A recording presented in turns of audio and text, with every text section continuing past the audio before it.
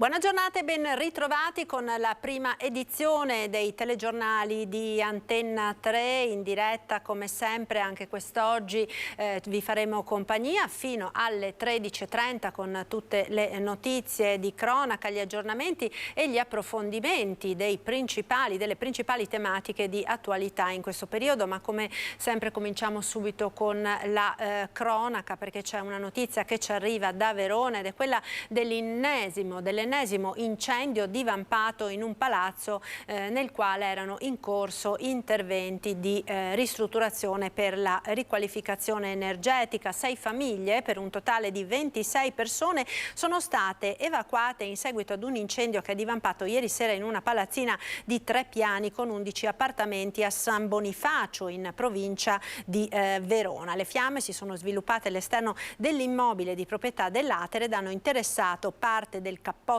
isolante pronto per essere installato e pannelli di cappotto già installati oltre ai serramenti del primo piano. I vigili del fuoco arrivati dal distaccamento di Caldiero e dall'Onigo nel Vicentino hanno lavorato per evacuare le famiglie che occupavano l'immobile, oltre a spegnere le fiamme entrando negli appartamenti per verificare che non vi fossero altri focolai attivi. Il palazzo è stato dichiarato inagibile per la mancanza di requisiti igienico-sanitari provocati dal denso fumo che ha invaso l'intero stabile. Tutte le persone sono state assistite e poi dai pompieri riaccompagnate negli appartamenti almeno per recuperare i beni di prima necessità. Hanno trovato tutte intanto una sistemazione provvisoria per la notte per 3 famiglie, 11 persone in tutto. È stato approntato un alloggio nella palestra di Locara. L'intervento si è concluso poco dopo la mezzanotte. E proseguiamo con la cronaca che ci porta ora a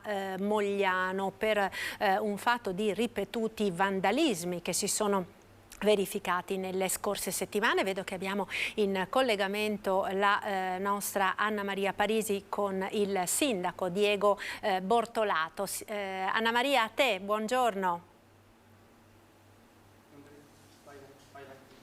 Eccoci, sì, buongiorno, siamo collegati qui in diretta con il comune di Mogliano, dove è in atto, come vediamo dalle immagini, la conferenza stampa per fare il punto sulla situazione baby gang. Con me ringrazio per questo il sindaco Bortolato.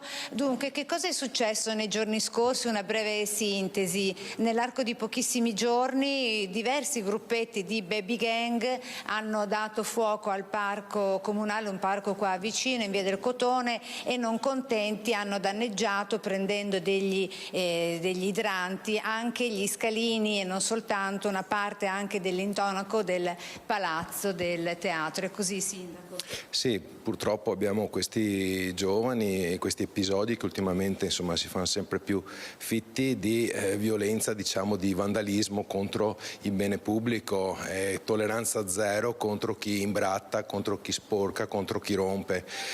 Abbiamo visto anche episodi gravi come l'incendio in un parco della nostra città, il Parco ai Salici. Fortunatamente sono intervenuti i vigili del fuoco che hanno spento l'incendio.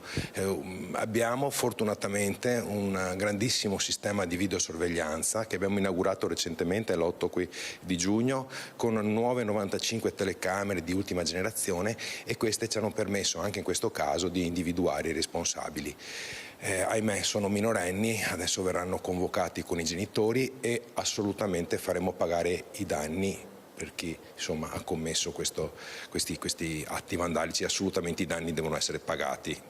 Certamente, ecco, adesso con le immagini di Alberto vediamo anche con i colleghi della carta stampata e c'è anche l'assessore, buongiorno, assessore alla sicurezza Donadel. Si sta facendo un po' il punto della situazione. Sindaco, si diceva sono tanti i gruppetti, si parla di più di uno, quindi si parla di ragazzini giovani delle medie, è così? Sì, io non parlerei di baby gang ma di gruppetti di giovani che ahimè, causa noia, causa insomma un po' disagio giovanile, non trovano niente di meglio che andare a rovinare il patrimonio pubblico. Le opportunità in città ci sono, abbiamo messo in piedi importanti progetti come il progetto Mediazione, abbiamo tantissime associazioni sportive che lavorano sul territorio, abbiamo in questo momento un sacco di centri estivi, insomma, quindi le opportunità per i ragazzi ci sono. Quello che manca spesso è la famiglia che abbandona quasi i ragazzi di 10, 11, 12 anni, li abbandona a se stessi. Questa cosa non va fatta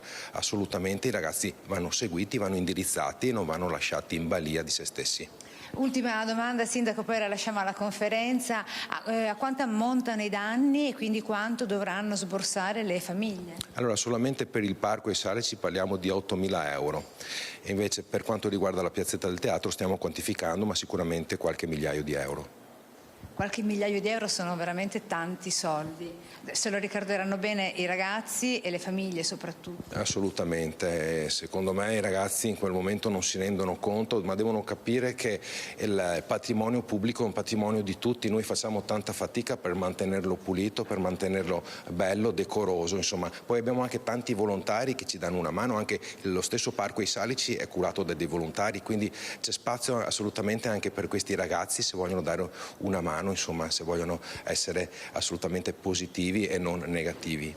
La curiosità è, quando avete convocato le famiglie, perché immagino l'abbiate fatto, come hanno risposto alla vostra chiamata nel momento in cui avete detto loro che cosa avevano immortalato le telecamere, cioè le immagini dei loro figli che danneggiavano il patrimonio pubblico? Si sono trovati meravigliati, sorpresi o che cosa? Questi in particolare li abbiamo convocati, ma dobbiamo ancora vederli. In passato abbiamo convocato altre famiglie e quello che risulta è che i genitori sono sempre sorpresi che i loro figli possano aver fatto cose del genere, ma purtroppo le telecamere non mentono, insomma, quindi assolutamente la famiglia è alla base di questi comportamenti e i ragazzi devono capire che ci sono modi e modi per divertirsi.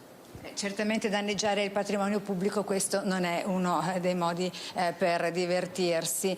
Da Mogliano è tutto, grazie al Sindaco Bortolato. La linea può tornare allo studio. Grazie ad Anna Maria Parisi, al Sindaco di Mogliano Bortolato per questo collegamento con il contributo tecnico di Alberto Pivetta. Noi proseguiamo con la cronaca che ci porta a Venezia, dove c'è stata un'aggressione, paura la notte passata per una giovane coppia di fidanzati che sono stati aggrediti in Campo Bella Vienna. Sentiamo.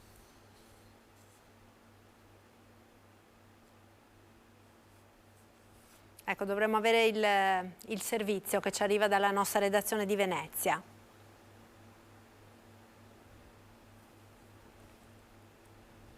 No, non è ancora pronto il servizio, allora proseguiamo con la cronaca dalla provincia di Treviso, perché sono stati celebrati ieri i funerali a San Pietro di Feletto di Margherita Ceschin, uccisa barbaramente nella sua abitazione a Conegliano. Profondo cordoglio e parole molto dure del parroco. Sentiamo.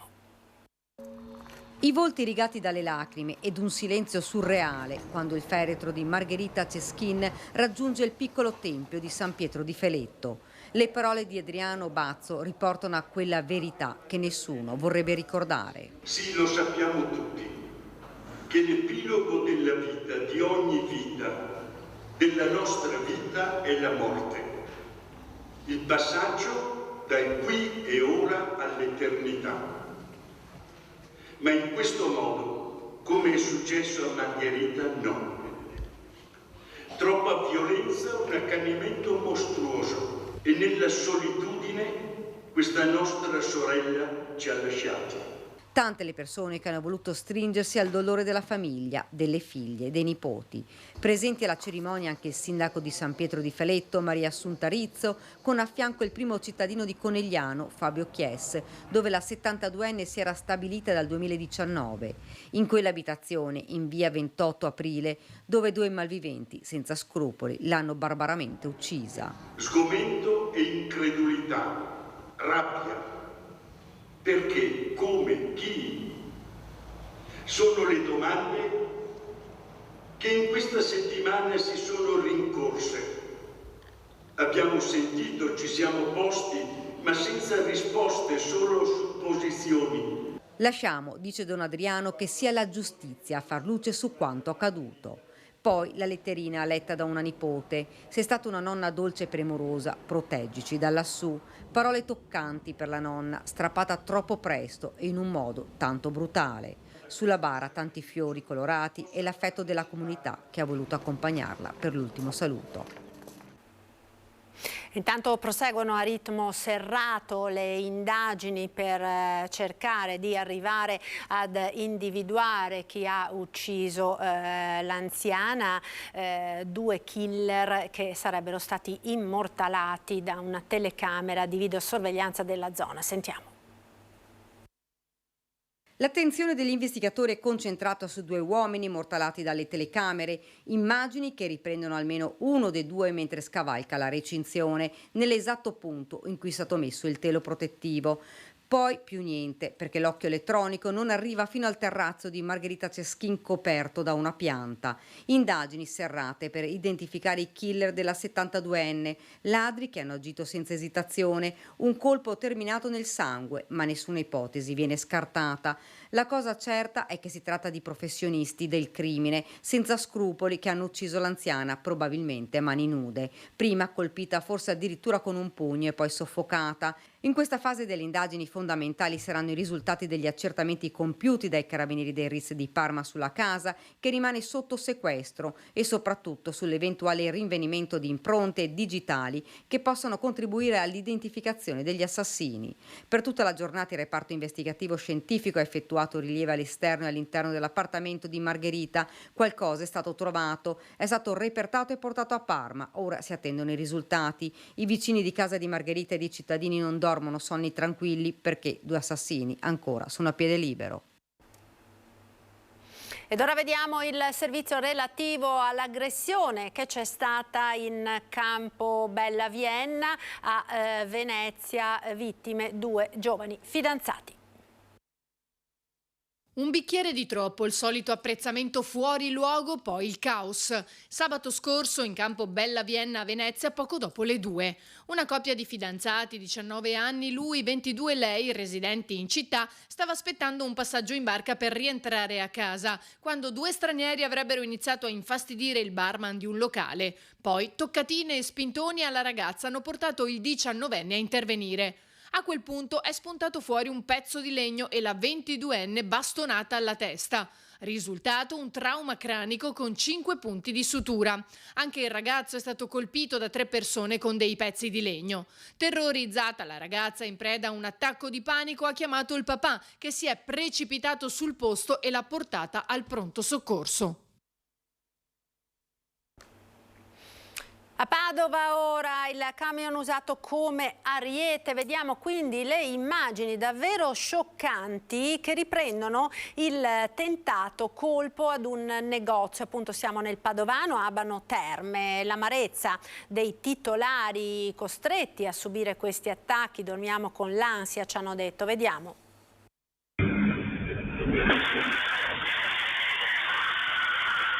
Prima hanno sfondato il cancello, poi si sono posizionati e hanno preso la rincorsa per abbattere i dissuasori.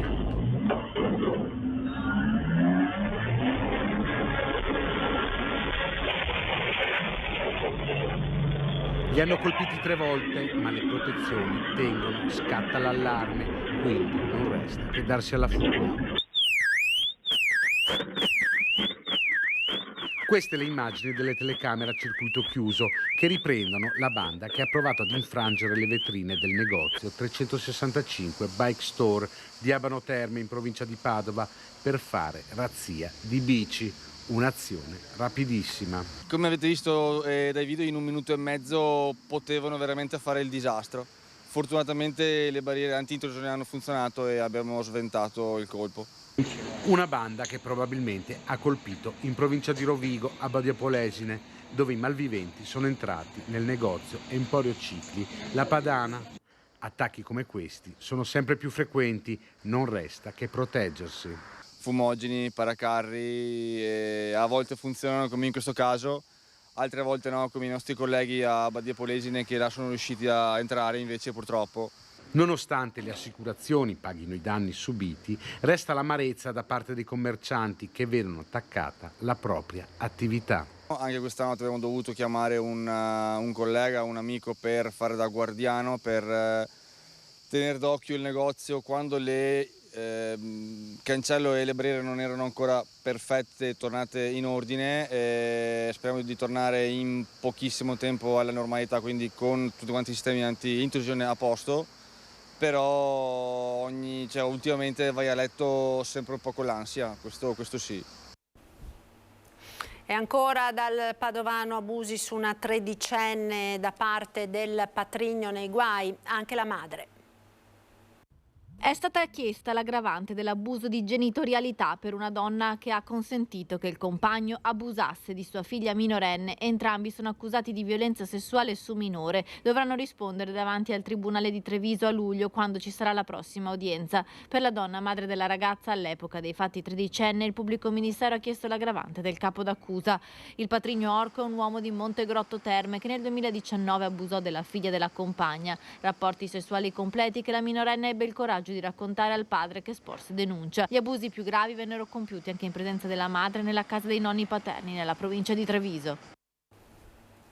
Borseggiatrice seriale arrestata dalla polizia per sottrarre i portafogli delle vittime, utilizzava la tecnica dell'abbraccio.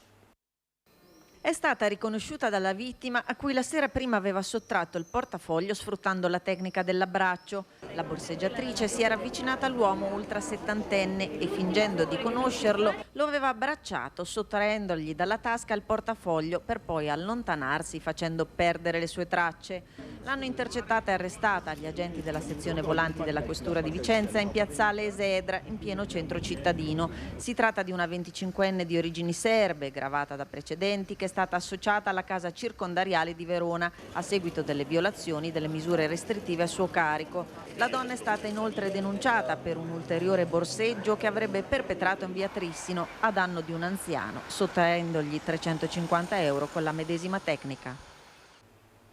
E restiamo nel Vicentino, dove un automobilista è rimasto ferito nella notte a seguito di un incidente stradale verificatosi in città.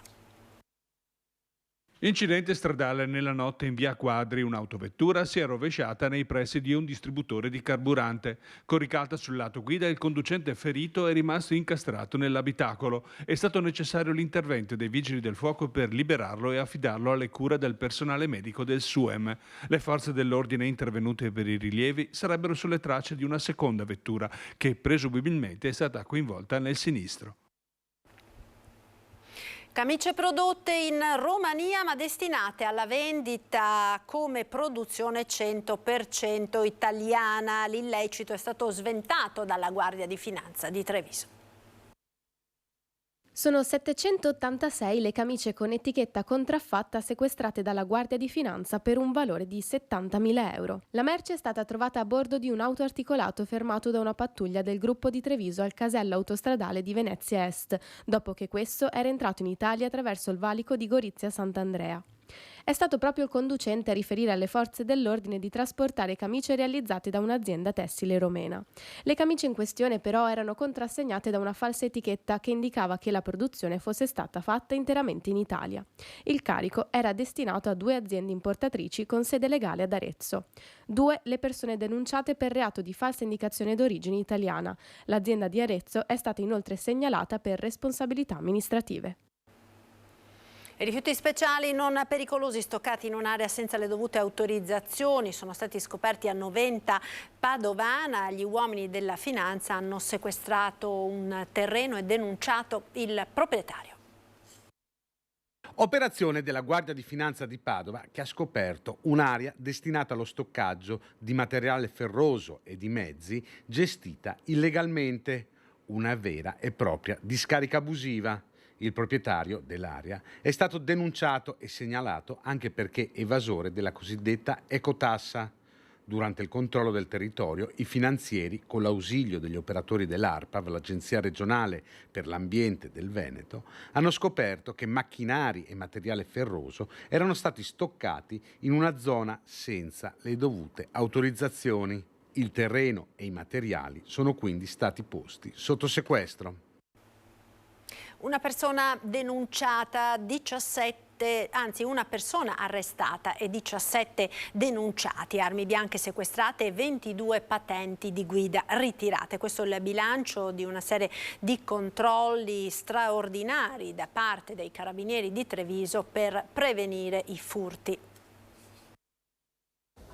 Controlli mirati in 5 comuni: Treviso, Conegliano, Montebelluna, Castelfranco, Vittorio Veneto. I carabinieri hanno passato a setaccio strade, vie e zone considerate maggiormente a rischio, come parchi e parcheggi dei centri commerciali. Obiettivo primario: prevenire i furti. In soli 6 ore i militari hanno arrestato una persona, 17 denunciate, 22 patenti ritirate e sequestrate diverse armi bianche. A Montebelluna un 22enne tunisino molestava gli avventori di un locale. All'arrivo dei militari si è scagliato contro di loro, per lui sono scattate le manette. A Treviso denunciato un 25enne trovato in possesso di 2 coltelli a serramanico della lunghezza di quasi 20 centimetri, ovviamente sequestrati. A Castelfranco denunciato un 40enne bosniaco e un 57enne del veneziano per ricettazione e riciclaggio. Lo straniero è stato trovato in possesso di un ciclomotore privo di targa con telaio a braso acquistato su internet dal veneziano.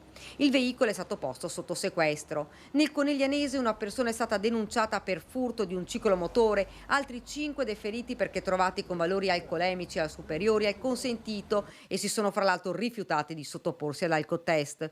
Non solo, un 15enne del posto è stato trovato in possesso di un coltello con lama superiore a 7 centimetri ed un 18enne in stato di ubriachezza molesta. Nel Vittoriese 3 persone sono state deferite in stato di libertà nella notte per guida sotto l'effetto di alcol e stupefacenti. A meno di una settimana dalla protesta delle famiglie arcobaleno davanti al Tribunale di Padova, che ha impugnato gli atti di nascita dei figli di 2 mamme, il sindaco della città Giordani promette che ricomincerà presto a registrarli di nuovo. Striscioni con lo slogan "Siamo tutte famiglie", il gruppo Famiglie Arcobaleno del Veneto ha lanciato un appello ai cittadini e alle istituzioni pubbliche ad esporre alle finestre e sui balconi uno striscione per sostenere le mamme che si sono viste impugnare a Padova gli atti di nascita dei figli registrati a partire dal 2017 dal sindaco Sergio Giordani.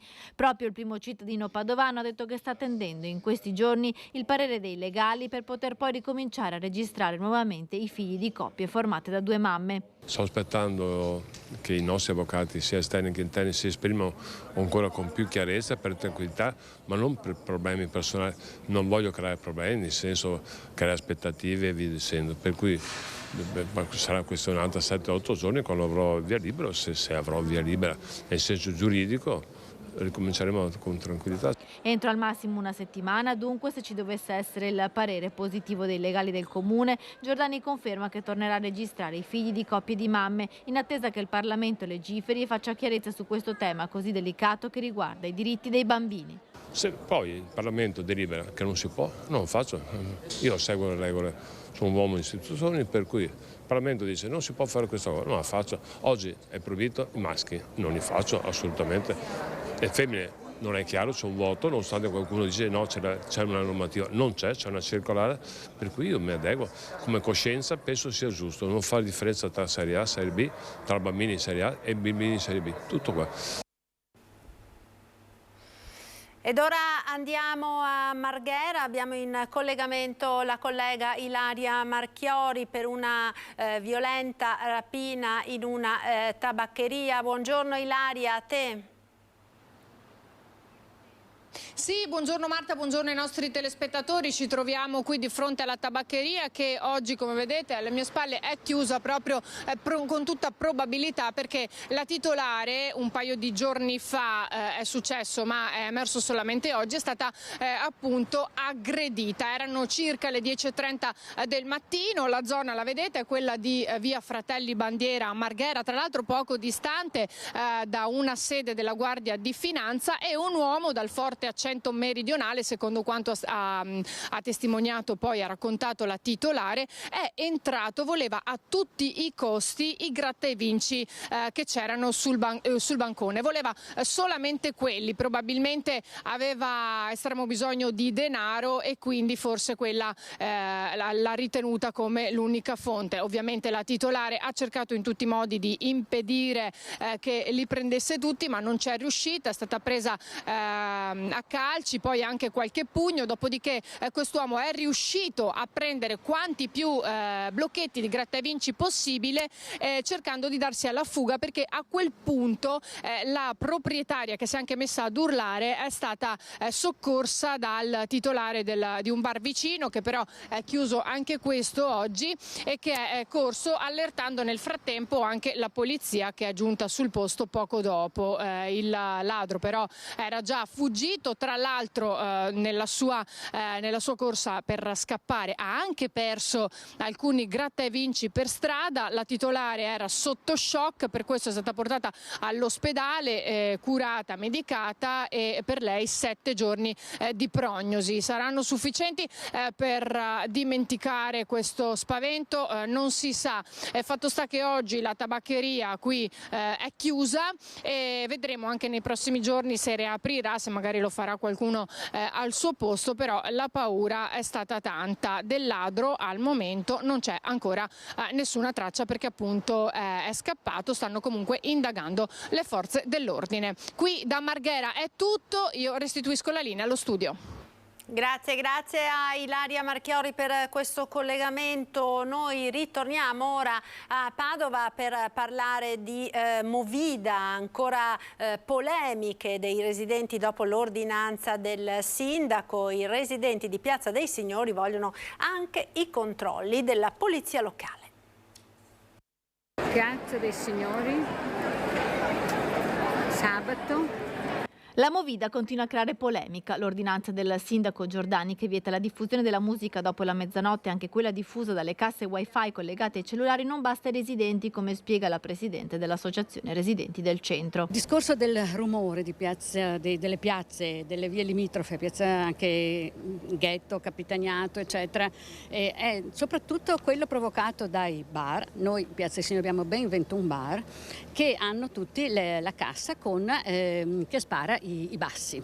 Quindi se prima la chiusura, diciamo, della musica era alle 22, adesso viene equivocata forse con le 24, e comunque io denuncio il fatto che oltre le 24, anche fino all'1 di notte, alle 2, abbiamo sempre questo bombardamento di bassi. I bar continuano ad essere aperti fino alle 2, i bar sparano continuamente bassi in continuazione, anche se vanno oltre le 22. I residenti chiedono più controlli della polizia locale. I regolamenti ci sono, il regolamento comunale esiste, e quindi effettivamente diciamo che chi non osserva questo regolamento c'è anche la sanzione di 500 euro, se non continua abbiamo una decurtazione di punti, la chiusura alle 10, e quindi a questo punto, se non ci sono i controlli, è inutile che continuiamo a fare ordinanze, a dare fumo negli occhi ai cittadini. Non c'è un controllo da parte della polizia locale, perché non si vogliono usare i vigili. E pensano alle vie legali. Non c'è rispetto alle regole, non ci resta altro che rivolgersi alle vie legali. Quindi a questo punto noi stiamo già organizzandoci.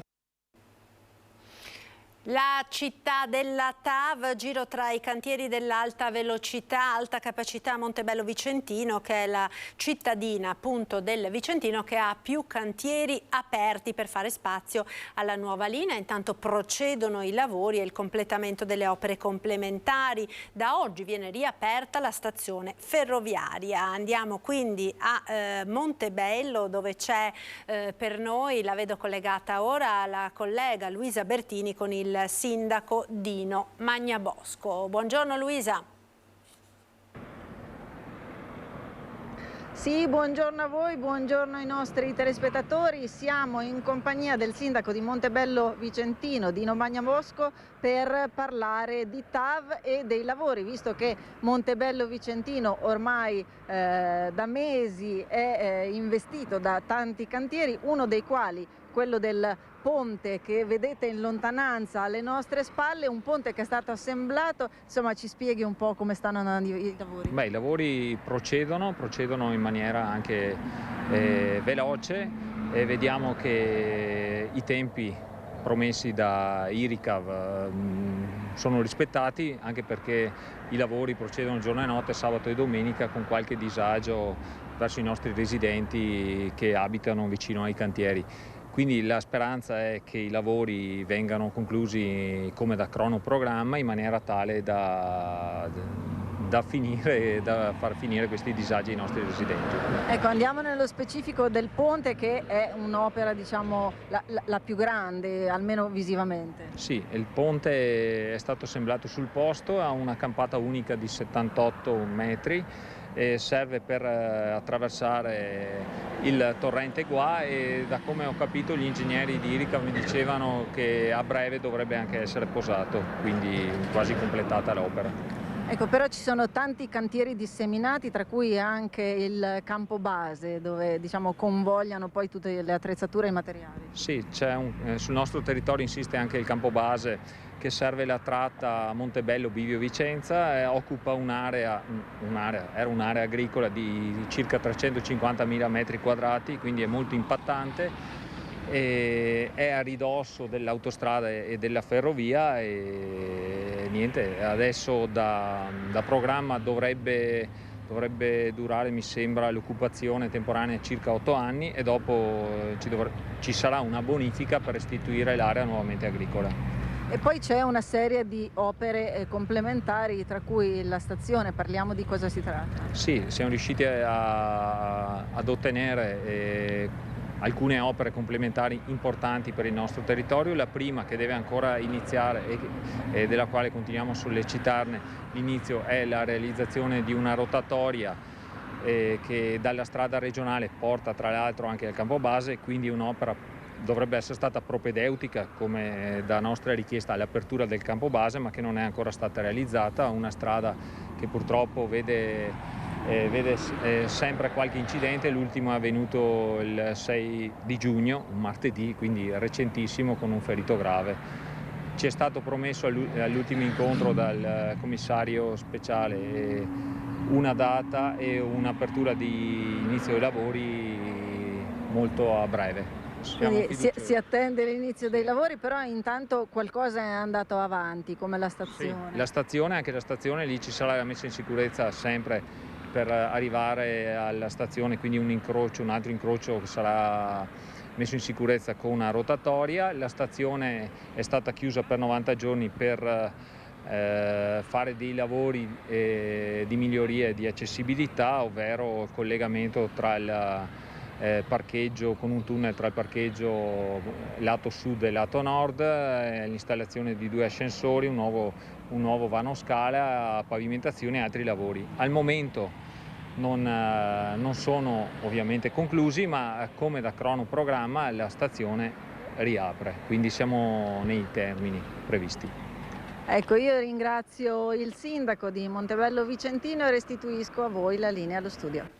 Grazie Luisa. Noi ora ci fermiamo per qualche istante di pubblicità. Linea alla regia. A tra poco.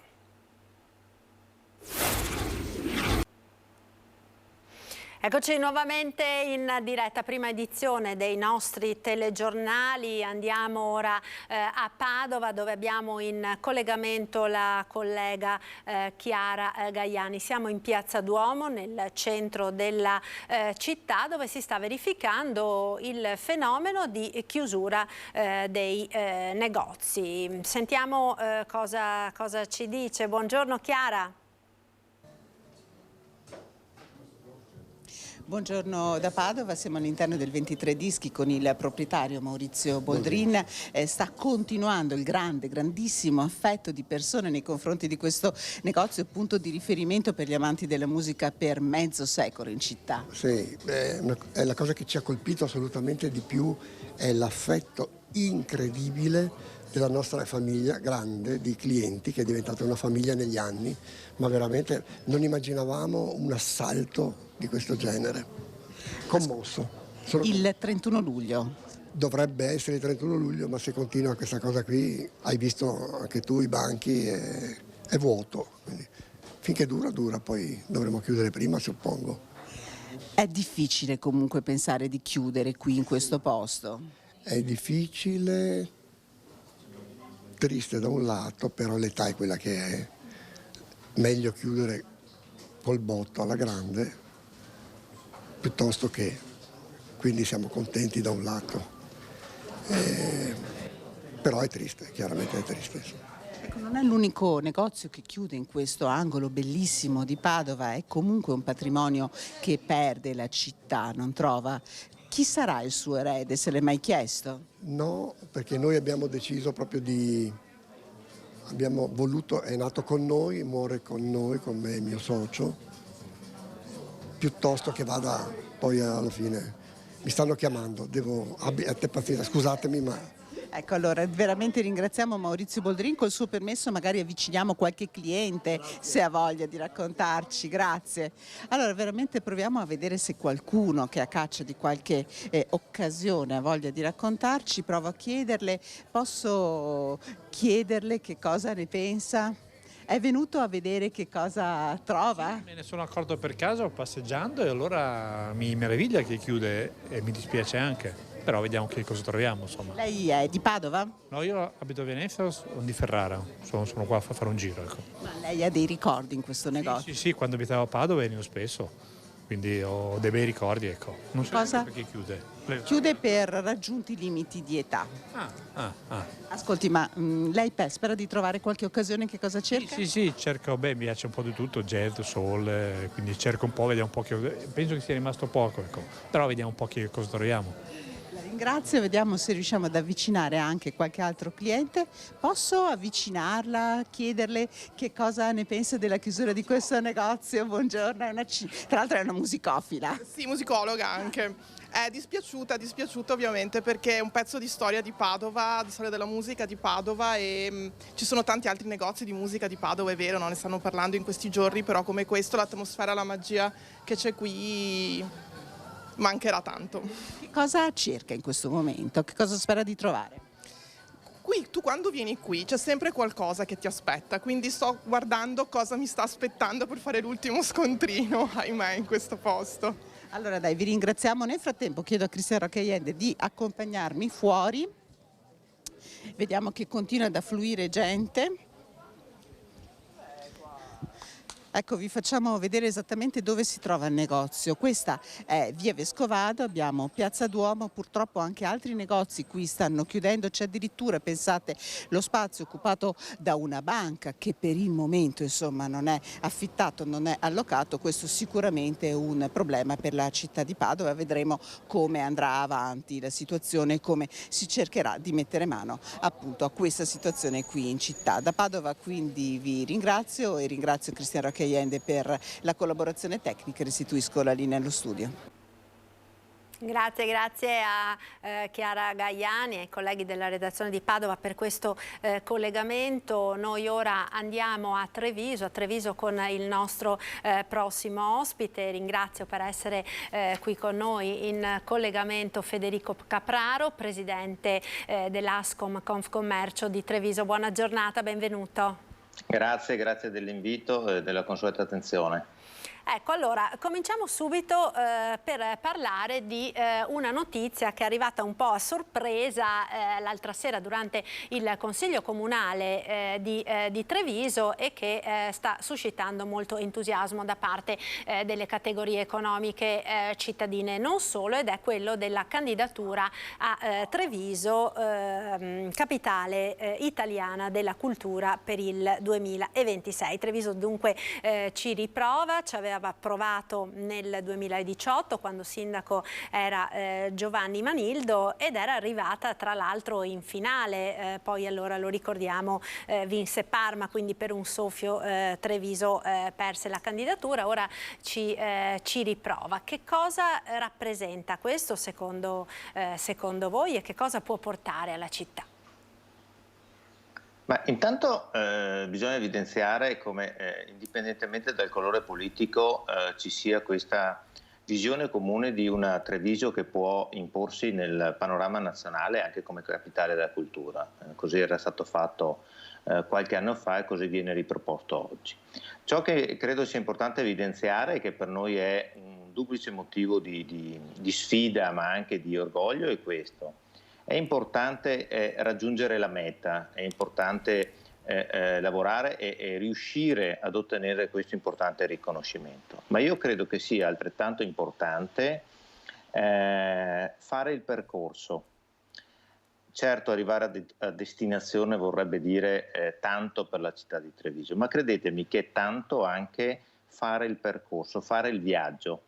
L'importanza del viaggio e dei viaggiatori, cioè di coloro con il quale si fa questo percorso. Perché? Perché credo che all'interno di questo ci sia un ragionamento di visione ampia, cioè di una Treviso che raccolga la grande Treviso, ma raccolga anche tutto quel territorio che va dalle colline del Prosecco a Mogliano. Cioè, questa è la visione che dobbiamo avere di Treviso, una Treviso ovviamente che esce dalle proprie mura della città. E secondo, come dicevo, oltre a questo viaggio, questo percorso, a questo modo di lavorare insieme, unendo più realtà, più interessi, più amministrazioni locali. Il secondo, dicevo, è quello dei viaggiatori, cioè di coloro che accompagnano questo percorso, perché lavorare per questo grande progetto vuol dire lavorare fianco a fianco imprenditori, associazioni di categoria, amministrazioni comunali, associazioni di volontariato, cittadini. Credo che sia il modo che noi abbiamo corretto di vivere la comunità, per cui un obiettivo chiaro, alto, di visione. Complimenti al sindaco Conte che, indipendentemente da chi l'aveva lanciato a suo tempo, ha voluto riproporlo, ma anche, ripeto, grande impegno per il percorso che ci aspetta. Credo che già questo sarà una bellissima esperienza e avrà grande riscontro e grande conseguenza nella quotidianità successiva, cioè nel trovare poi più facilità a fare le cose insieme. Quindi una sinergia sostanzialmente tra enti ed associazioni, ma anche una sinergia territoriale, no? Quindi al di là di quelle che sono i confini strettamente cittadini, per fare rete anche con l'intera provincia. Del resto i dati anche che abbiamo visto nelle ultime settimane relativi alle presenze turistiche dimostrano anche proprio questo, no? Che chi viene a Treviso poi allarga, diciamo, il proprio orizzonte anche ai territori circostanti, quindi le colline del Prosecco patrimonio UNESCO, Conegliano, Castelfranco, le città d'arte, i borghi della nostra provincia. Ma come ho avuto già modo di dire anche in altre occasioni qui ad Antenna 3, credo che il limite, il confine che noi dobbiamo considerare, l'unico confine, sia il confine del visitatore, del turista. Il confine del turista è il confine del bello. Non c'è altro confine, altro limite che il turista non valica, se non quello dove inizia, dove termina la bellezza. Ecco, la bellezza non ha confini, non c'è una Treviso che finisce dove inizia il Montello.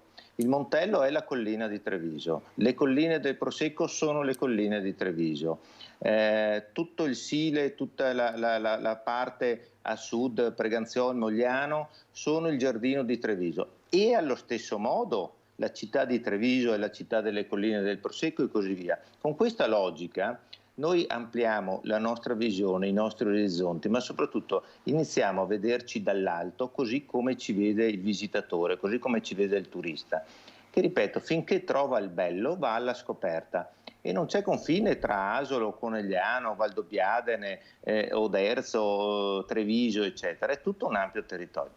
Lo dico perché poi tutta questa realtà così ampia, alla quale noi dobbiamo iniziare non solo a guardare ma anche ad operare con questo criterio, diventa la realtà che nel 2026 è l'ultimo punto di approdo per le Dolomiti, sede delle Olimpiadi Milano-Cortina. E infatti sta anticipando già la domanda che volevo proprio farle, perché il 2026 non è proprio un anno qualsiasi per il Veneto, per questo territorio, no? Con le Olimpiadi invernali che toccheranno appunto le nostre montagne, quindi potrebbe essere un duplice volano. Assolutamente, questa è la sfida, perché quell'appuntamento lì, per la stessa logica di cui parlavo prima, non è un appuntamento confinato alle Dolomiti, confinato a Cortina, confinato nella città di Milano. È un grandissimo evento, noi non riusciamo neanche a capire la portata, ma noi ci concentriamo sulle Olimpiadi.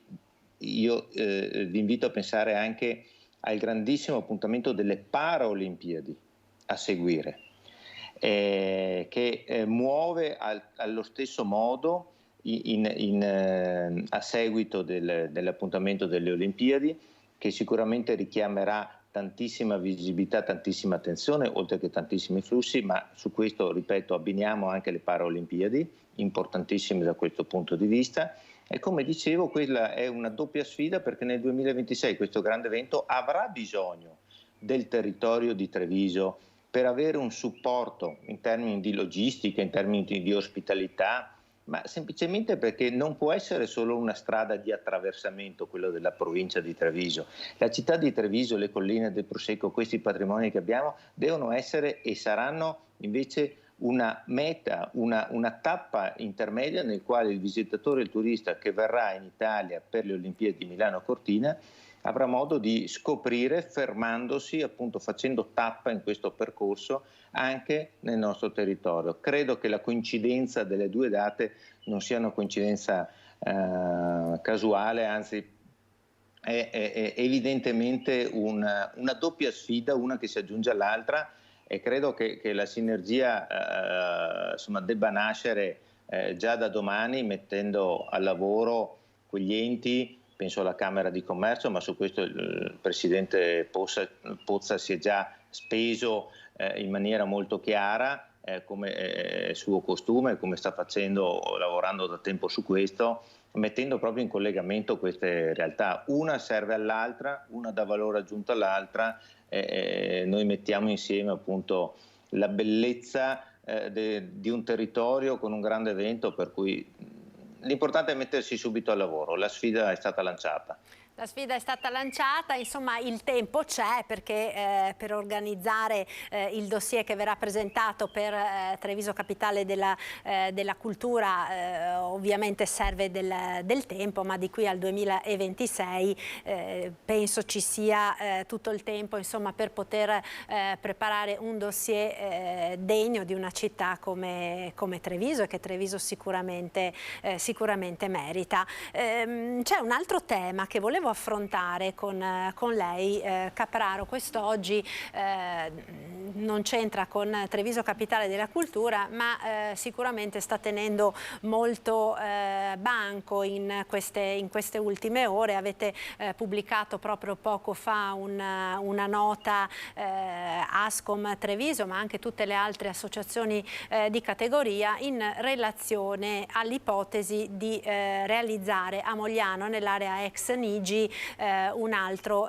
grande supermercato. Anche questo, insomma, è un tema che sta facendo parecchio discutere il mondo del commercio trevigiano e non solo. La proliferazione di grandi supermercati, di grandi centri commerciali alle porte della città e nelle aree limitrofe. Nello specifico, diciamo, che cosa chiedete? Quali sono i rischi secondo voi della realizzazione di un'altra superficie diciamo commerciale di questo tipo?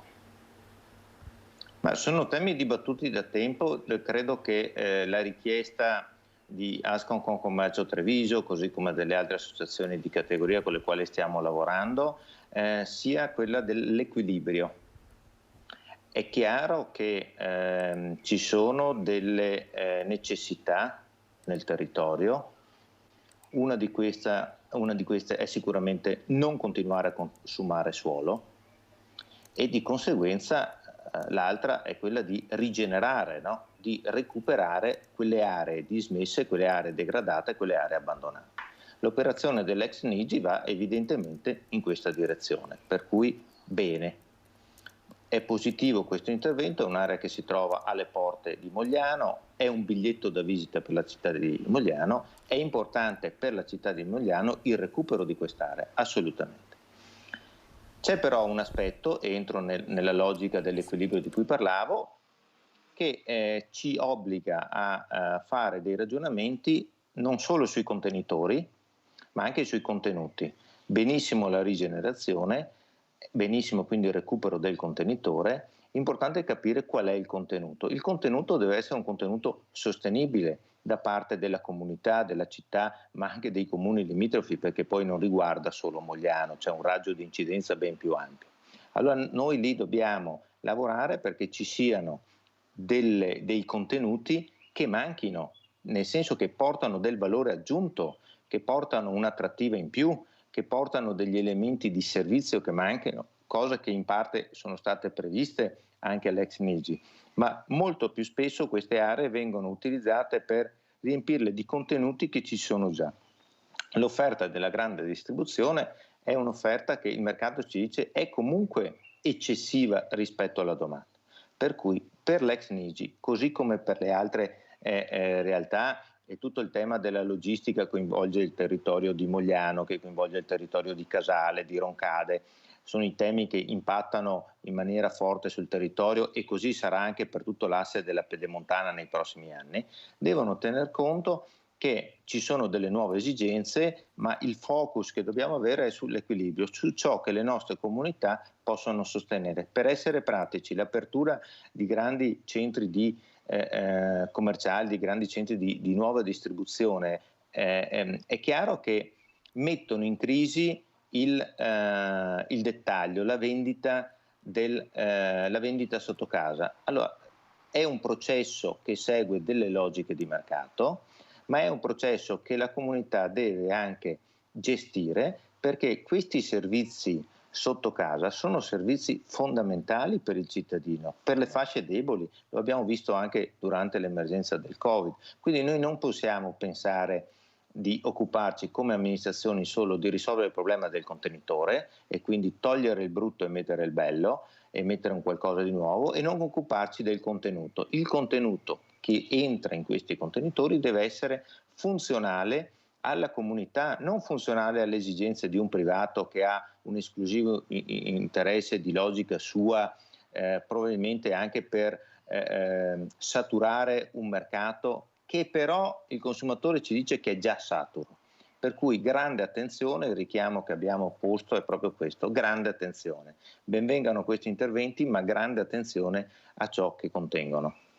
Grazie, io la ringrazio per essere stato con noi, buona giornata a Federico Capraro, presidente di Ascom Confcommercio Treviso. Grazie ancora. Grazie a voi e buon fine settimana a tutti. Altrettanto grazie. Noi ora andiamo a Bassano, ci chiede la linea la collega Sharon De Carlo. Oggi è l'ultimo giorno prima della chiusura del Ponte Nuovo e c'è grande attesa anche per il rischio caos che si potrebbe venire a verificare. Sharon, buongiorno.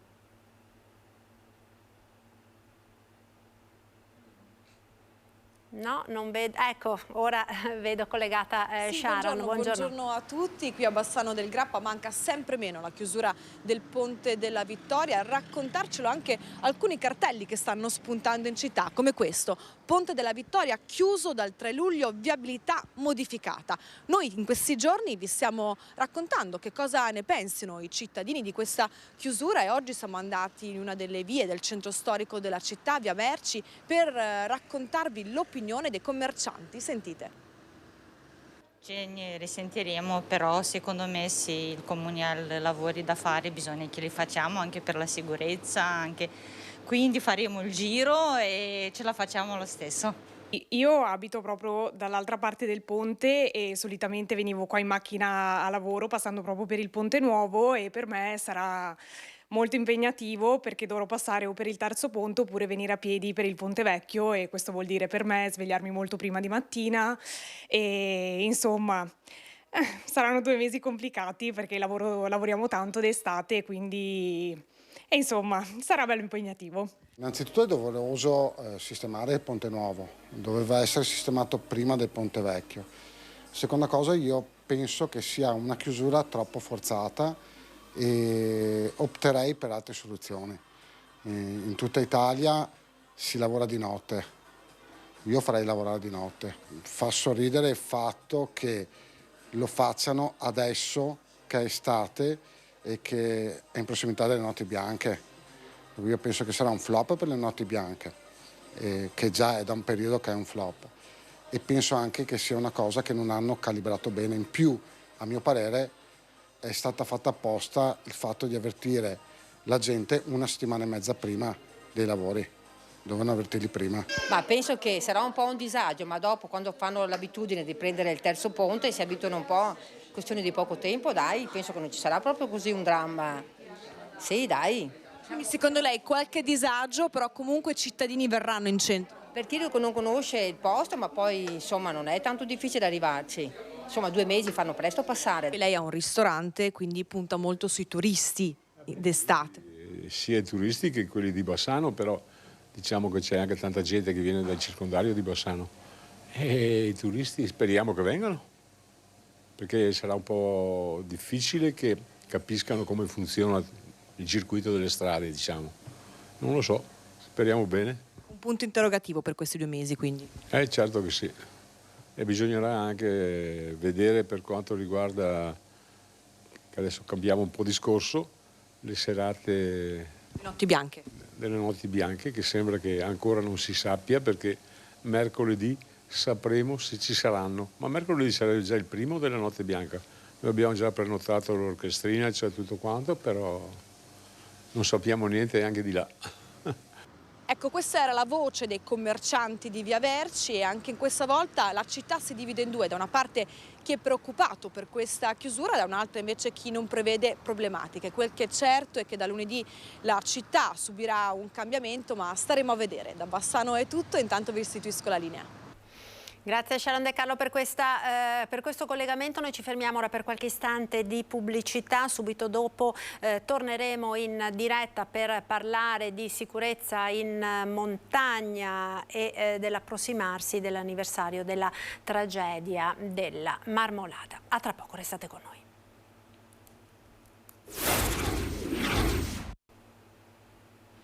Ed eccoci di nuovo in diretta, prima edizione del nostro telegiornale. Andiamo ora nel Bellunese per parlare di sicurezza in montagna. Saluto i nostri prossimi ospiti, benvenuti a Andrea De Bernardina, ecco lo vedo collegato, sindaco di Rocca Pietore. Buongiorno sindaco, grazie per essere con noi e benvenuto ad Alex Barattin, delegato del soccorso alpino di Belluno. Buona giornata anche a lei, grazie per essere con noi. Comincerei proprio da Barattin, la vedo con un bello sfondo di montagna, nonostante ci sia qualche nuvola quest'oggi. Insomma, la riapertura della stagione estiva sta portando in questi giorni, in queste settimane, molte persone a frequentare le nostre montagne e molti sono anche gli interventi che siete chiamati ad affrontare. Lo vediamo anche noi giornalisti con i report che ci mandate quotidianamente da chi scivola e si fa male, da chi... Mi sente Barattin? Sì, la sento. Ok, quindi insomma gli interventi sono i più vari, diciamo, quelli che siete chiamati ad affrontare, sia per soccorrere persone esperte che per varie ragioni si trovano in difficoltà, sia per soccorrere anche i cosiddetti escursionisti della domenica, del fine settimana, che magari affrontano le passeggiate, le escursioni senza tutte le dovute cautele. Quindi in apertura, diciamo, di questa nuova stagione estiva, che messaggio volete lanciare a tutti coloro che si stanno apprestando a frequentare la montagna? Tanto buongiorno a tutti. Un messaggio da lanciare è quello della consapevolezza. Rischio zero in montagna non esiste, dobbiamo essere consapevoli che ci sono dei rischi oggettivi non eliminabili però dobbiamo avere una buona consapevolezza della gita che dobbiamo fare, del percorso che dobbiamo percorrere nella giornata della nostra escursione, e quindi avere una buona cognizione di causa, un materiale adeguato al tipo di tracciato che andiamo a fare, guardare molto bene le condizioni meteo del momento dell'escursione anche nelle ore successive. Sapete che spesso in montagna nel primo pomeriggio c'è un cambiamento repentino alle volte delle condizioni meteo, ecco che bisogna avere sullo zaino, sulla nostra dotazione tecnica, anche un ricambio, oltre ad avere del materiale, cibo e acqua per la giornata di escursione, ma non dimentichiamo mai di avere a seguito una giacca a vento, un piccolo kit di primo soccorso, che è quella dotazione minima che ci serve in caso di necessità. Ecco, c'è poi la questione dell'assicurazione, no? Che è una cosa che voi ogni anno continuate a ribadire, di quanto sia importante sottoscrivere insomma una polizza prima di affrontare magari le vacanze in montagna, perché talvolta insomma anche i soccorsi possono costare pure parecchio alle persone che hanno la sfortuna insomma di incorrere in qualche incidente. Sì, noi chiediamo a tutti gli utenti che frequentano le nostre bellissime montagne e vallate di avere la consapevolezza di avere un'assicurazione che copre i danni, i costi di recupero, no? Sapete che la delibera 1411 della Regione prevede una compartecipazione alla spesa, quindi non viene chiesta una spesa totale, ma una compartecipazione. Quindi il poco o tanto è sempre relativo in funzione delle nostre capacità economiche, ma noi chiediamo che venga stipulata un'assicurazione che costano veramente molto poco, dalla Dolomiti Emergency a quella del CAE o altri tipi di assicurazione che coprono i costi di recupero anche eventuali spese sanitarie. Quindi diventa fondamentale avere questa dotazione, ricordando sempre che chi esce e fa un'escursione non mette in preventivo che si fa recuperare dal soccorso o da qualche altra organizzazione, però teniamo a mente che può capitare, l'evento fortuito può capitare a chiunque, al più forte alpinista e anche all'escursionista della domenica. Ecco, oggi è il 1° di luglio, ci stiamo avvicinando ad una data che purtroppo resterà impressa nella memoria di tutti noi, quella del 3 luglio dell'anno scorso, del 2022. Vorrei andare ora dal sindaco di Roccapietro, Andrea De Bernardin, perché un anno fa è avvenuta quella tragedia che purtroppo tutti ricordiamo. È crollata una parte del ghiacciaio della Marmolada, un seraco, e questa enorme massa di ghiaccio e detriti ha travolto 11 persone, provocandone appunto la morte. Altre 8 sono rimaste ferite. Una ferita ancora aperta ad oggi sulla montagna. Sappiamo che sono in programma molte iniziative in questi giorni, oggi, domani e poi lunedì, insomma giornata dell'anniversario. Come vi state preparando ad affrontare questo momento? Va detto che l'evento è stato davvero memorabile, soprattutto perché l'orario è stato purtroppo deleterio per quelle 11 persone. Se accadeva un'ora dopo, io credo che forse non ne avrebbe parlato nemmeno la radio locale o il giornale locale, perché i montanari sanno bene che le montagne possono creare questi problemi, cioè in tutta l'estate del 2022 saranno stati almeno 10 i casi di frane e di parti di roccia che si sono staccate dalle nostre montagne, anche sulle famose tracime di Lavaredo. La Marmolada ha avuto questa purtroppo grande sfortuna che sotto c'era una comitiva perfettamente attrezzata, perfettamente preparata, che però la sventura ha voluto che in quel momento fossero proprio in quel luogo. Questo va detto come cappello. Ci sono delle iniziative a ricordo, ne abbiamo viste l'anno scorso, ci sono anche quest'anno. il 3 di luglio il comune di Canazei, ma è invitato anche il sindaco, quindi il sottoscritto di Rocca Pietore e la regione Veneto, faranno una messa a ricordo proprio qua al Passo Fedaia, dove io sarò presente, e ci saranno probabilmente anche i parenti delle vittime, che a suo tempo alcuni li avevo anche incontrati e ai quali ho detto proprio quello che ho detto adesso. Non è stata assolutamente colpa dell'alpinista sbadato o comunque non preparato, ma non è stata neanche colpa della montagna, perché la montagna queste cose le ha nella propria storia, insomma. Ecco, Baratin, voi come soccorritori, no? Si è parlato molto in corso di quest'anno di chiusura delle montagne, di vietare la frequentazione di determinati luoghi. Come vedete, diciamo, la situazione ad un anno di distanza da quella tragedia? Allora, diciamo che il fatto di vietare è sbagliato.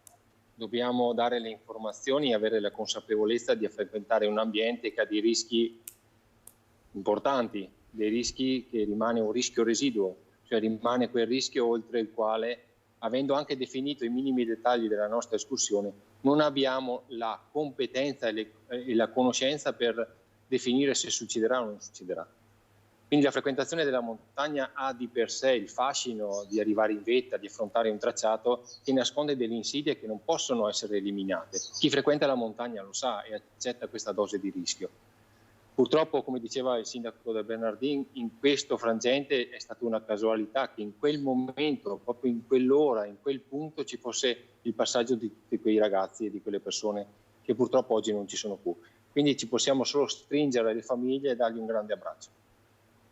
Ecco, sindaco De Bernardin, ora la situazione sulla Marmolada com'è? Perché sta iniziando appunto la nuova stagione estiva, i 2 mesi, luglio e agosto, che sono quelli che appunto vedono una maggiore frequentazione di tutta l'area. C'era stata anche parecchia preoccupazione anche nel territorio proprio comunale di Rocca Pietore per le ripercussioni che poi quanto accaduto un anno fa poteva avere appunto sulla presenza, sul turismo, che sappiamo è uno dei motori trainanti dell'economia di quella zona, peraltro che è una delle zone che sono state proprio maggiormente colpite anche da Vaia. Più ancora rispetto alla Val di Fassa, la zona di Rocca Pietore ha subito l'anno scorso un crollo di presenze perché Rocca Pietore vive d'estate soprattutto col funzionamento della funivia che sale appunto alla Marmolada. La ripercussione è stata importante, negativa, si è protratta per buona parte dell'estate. Quest'anno mi sembra che la stagione sia iniziata bene, nel senso che forse un po' il ricordo si è perso o comunque la montagna stessa si dimostra finora in condizioni diverse, perché c'è ancora tanta neve su, l'ha fatta in primavera, in un momento in cui, come al solito succede, non serviva più a nessuno perché gli impianti erano sostanzialmente chiusi, ma diciamo che per il ghiacciaio è comunque un piccolo sollievo. Non credo che la neve durerà a lungo, perché se cambia le temperature in maniera importante, noi sappiamo bene che in pochi giorni si scioglie in un attimo.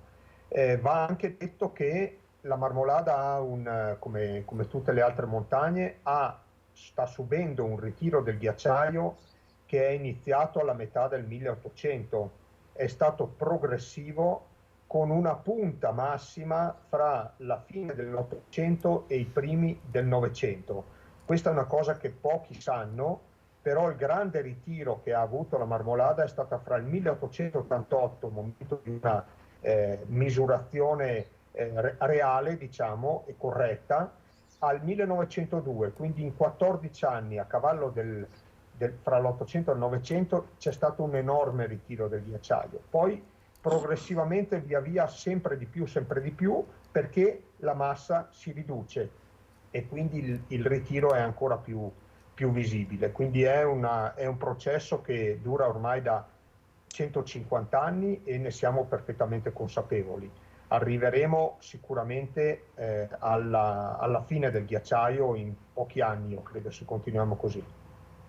Ecco, attualmente diciamo quali sono i rifugi e le vie frequentabili da parte degli escursionisti? È aperta la cresta ovest, quindi la via ferrata, si può salire da dietro, quindi o dalla Valle Ombretta lato Roccapietore o dalla Val Contrin lato Canazei, salire dalla Forcella Marmolada e seguire la via ferrata fino alla cima. La capanna Punta Penia è aperta, quindi il bivacco in alto a 3.342 metri gestito. Non è possibile poi ridiscendere per il ghiacciaio o salire per il ghiacciaio, quindi la via normale, quella che è stata interessata l'anno scorso dal crollo, è ancora preclusa, quindi la parte del ghiacciaio è chiusa agli escursionisti, insomma. Ecco, per concludere, Baratin, torno da lei, un ultimo diciamo, appello agli escursionisti. Insomma, ci sono delle situazioni che sono più rischiose comunque di altre, anche sentivamo dal sindaco, questi mutamenti climatici hanno delle ripercussioni anche proprio sulla sicurezza degli escursionisti. Pensiamo per esempio alle cadute di massi che si sono intensificate, no, a causa dello scioglimento del permafrost e quant'altro. Quindi a che cosa dobbiamo prestare particolare attenzione? Prestiamo particolare attenzione, come abbiamo detto prima, a controllare molto bene l'evoluzione meteo che avrà nella giornata, primo mattino, primo pomeriggio e sera, e soprattutto non rimanere, se c'è un temporale, all'interno di canaloni, ma cercate di uscire dai canaloni e affrontare le creste per poi scendere. Attenzione che il pomeriggio, come abbiamo detto di sovente, ci sono i temporali, quindi anche possibilità di scariche di fulmini, quindi cerchiamo di rientrare nel primo pomeriggio, di essere già alle nostre macchine. Questa è una delle cose, una regola base che dobbiamo adottare. Non partiamo il primo pomeriggio per salire in quota, tranne quando andiamo a dormire in rifugio. Allora arriviamo in un'area protetta che è quella del rifugio. Certo, allora io vi ringrazio davvero per essere stati con noi, grazie a Alex Baratin, delegato del Soccorso Alpino di Belluno, grazie ad Andrea De Bernardin, sindaco di Roccapietore. Una buona giornata, grazie ancora, un saluto. Grazie a voi e agli ascoltatori. Grazie. Ecco, noi ora dalle montagne ci spostiamo in laguna, andiamo a Venezia, abbiamo collegato telefonicamente il nostro collega Lorenzo Maier, che ha seguito ieri sera il primo dei 3 concerti in Piazza San Marco di Laura Pausini. Anche questo è un concerto che è stato fortemente influenzato dal tempo, prima con l'acqua alta, poi con la pioggia. Lorenzo, ci sei? Sì, buongiorno Marta, a te e ai nostri telespettatori. Buongiorno. Allora, che serata è stata?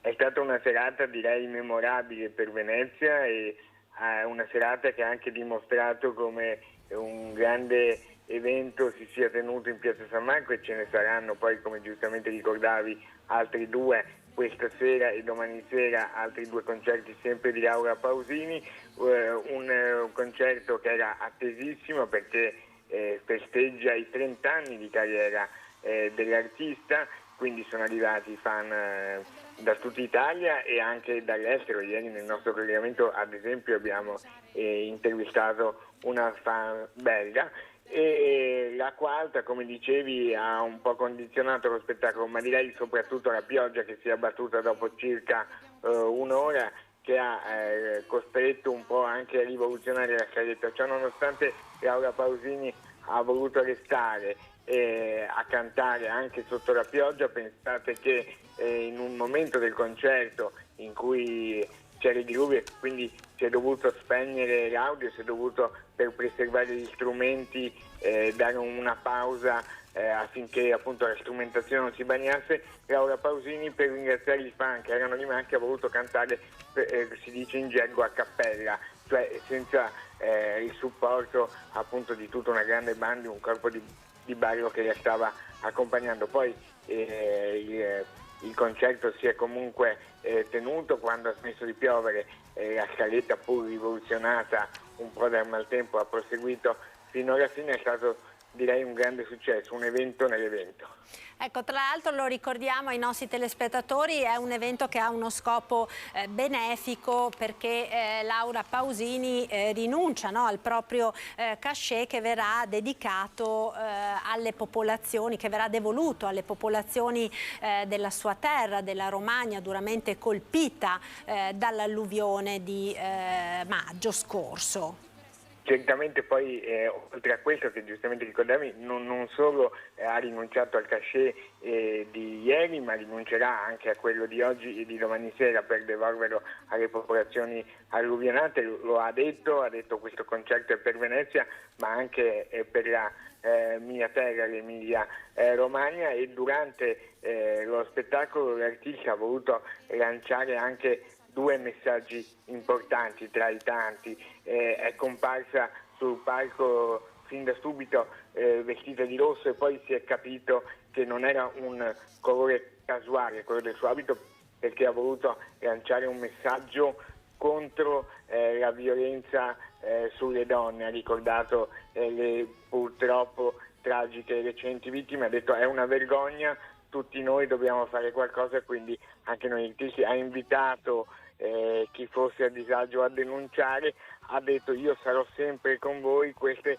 sono cose che dobbiamo combattere con tutte le nostre forze. Il secondo messaggio è da un video proiettato sul maxi schermo, quello sui cambiamenti climatici, è quello di preservare il nostro pianeta, perché è un dono che dobbiamo custodire. Anche questo un messaggio che ha voluto lanciare, approfittando che questa è un'anteprima di un tour internazionale, per cui anche questi due messaggi, per la popolarità che è l'artista, per la location meravigliosa di Venezia, avranno una risonanza incredibile. Io ti ringrazio Lorenzo, grazie per questo. Ricordiamo Marta che purtroppo anche oggi e domani sera è previsto, circa la stessa ora di ieri alle 21, una massima di 95 centimetri, che quindi allagherebbe Piazza San Marco con l'acqua, per cui chi dovesse andare al concerto si deve premunire di stivali, di copricarpe, che comunque troverà nelle bancherelle anche davanti agli ingressi della piazza. Ecco, quindi insomma si preannuncia un'altra serata all'insegna dell'acqua alta. Grazie a Lorenzo Maier per questo collegamento. Noi continuiamo con gli spettacoli. Ora andiamo a Montebelluna, perché ieri si è alzato il sipario su una delle manifestazioni più attese, quella del palio del mercato vecchio, evento tra l'altro che la nostra emittente seguirà in diretta e si snoderà tra mercoledì 30 agosto e lunedì 4 settembre.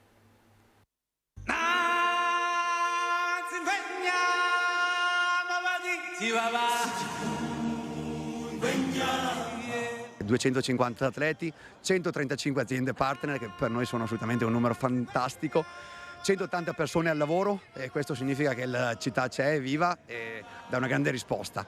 Sono solo alcuni dei numeri della 33esima edizione del Palio del Vecchio Mercato di Montebelluna, un appuntamento storico per la città atteso da tantissimi giovani che portano avanti la tradizione. Palio rappresenta una storia di umiltà, una storia di sacrificio, una storia di lavoro, e quindi veramente riempie il cuore vedere questi giovani, soprattutto i giovani, che si danno da fare non solo spingendo un carro e quindi facendo fatica, ma anche tutti i giovani che lavorano come tutti gli altri volontari dietro le quinte. Un'emozione che ogni anno si rinnova e che coinvolge l'intera cittadinanza.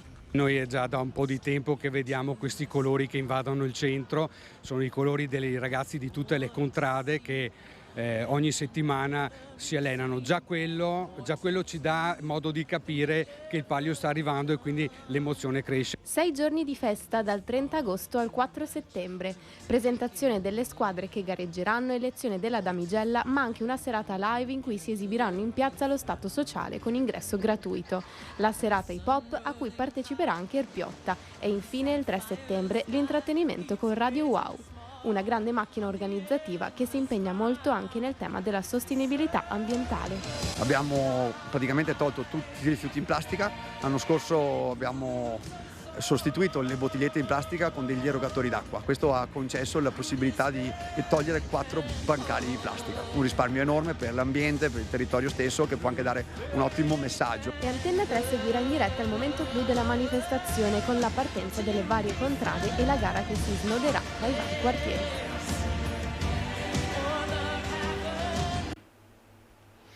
Ed è tutto per questa edizione, grazie per essere stati con noi, vi lascio come sempre alle previsioni del tempo con il nostro meteo, arrivederci.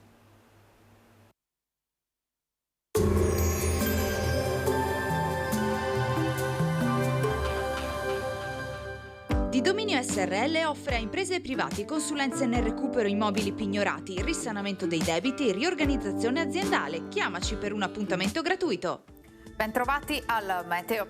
Il mese di luglio si apre con la perturbazione che sfila verso est, mantenendo l'atmosfera instabile al nord e causando anche un calo termico sensibile. Vediamo insieme il dettaglio. Sul Veneto la grafica di sabato ci mostra un contesto piuttosto variabile, cielo molto nuvoloso con precipitazione da sparse a locali a carattere di rovescio o temporale, alcuni spazi di sereno, specie verso fine giornata. Temperature, come detto, in diminuzione, minime tra 16 e 19 gradi, massime tra 23 e 26 gradi all'incirca. Ci spostiamo ora sul Friuli Venezia Giulia. Anche in questo caso il cielo sarà coperto con piogge sparse o con rovesci su tutta la nostra regione, a carattere intermittente. Al pomeriggio sarà possibile qualche schiarita. Temperature minime tra 17 e 18 gradi, massime sui 23-25 gradi. Infine diamo uno sguardo alla situazione del Trentino Alto Adige, dove la giornata inizierà con cielo nuvoloso e con precipitazioni residue. Col passare delle ore le condizioni miglioreranno. Nel pomeriggio il sole sarà presente a tratti. Temperature minime intorno ai 18-19 gradi, massime sui 26 all'incirca. Dal meteo di Antenna 3 per ora è tutto. Grazie per l'attenzione, arrivederci.